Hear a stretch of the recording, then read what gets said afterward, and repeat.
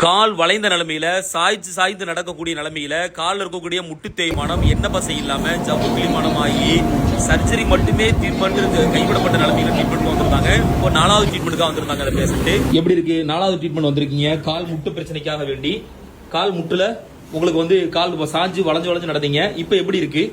இது கீழே முட்டிக்கு பின்பக்கம் இருந்த வழியெல்லாம் போயிடுச்சு. முன்னாடி வீக்கமாக இருந்தது பூரா இஜாமா தெரப்பியில முட்டி வலியெல்லாம் ஓரளவுக்கு 80% குறைஞ்சிருச்சு. இப்போ முட்டு நல்லா ஃப்ரீயா இருக்கா உங்களுக்கு? முட்டு ஃப்ரீயா இருக்குது. ஃப்ரண்ட்ல மட்டும் லேசா வலி இருந்தது. இன்னைக்கு 4வது ட்ரீட்மெண்ட் வந்தாங்க. அந்த ஃப்ரண்ட்ல முன்னாடி பகுதியில் இருந்த வலிக்காக வேண்டி இப்போ வந்திருக்கீங்க. இப்போ ஃபர்ஸ்ட் செகண்ட் தேர்ட்ல ஒவ்வொரு ட்ரீட்மெண்ட்லயும் ஒவ்வொரு கொஞ்சம் மேம்பாடு இருக்கு. ஒவ்வொரு மாற்றம் வந்துச்சு எனக்கு. இப்ப சர்ஜரி பண்ணக்கூடிய ஸ்டேஜ்ல இருந்து நல்லா மீண்டு நல்லா ரியலைஸ் பண்றீங்க. ரிலீஸ் ஆயிட்டு இருக்குது. இப்ப கால் நல்லா ஃப்ரீயா முட்டுல அந்த வலி பழைய வலி இதெல்லாம் இல்ல உங்களுக்கு? அதே முட்டு தேய்மானம் அறுவை சிகிச்சை இல்லாமல் நான் சர்ஜிக்கல் ட்ரீட்மெண்ட் இலகுவான முறையில் உங்களுக்கு குணப்படுத்திட முடியும்.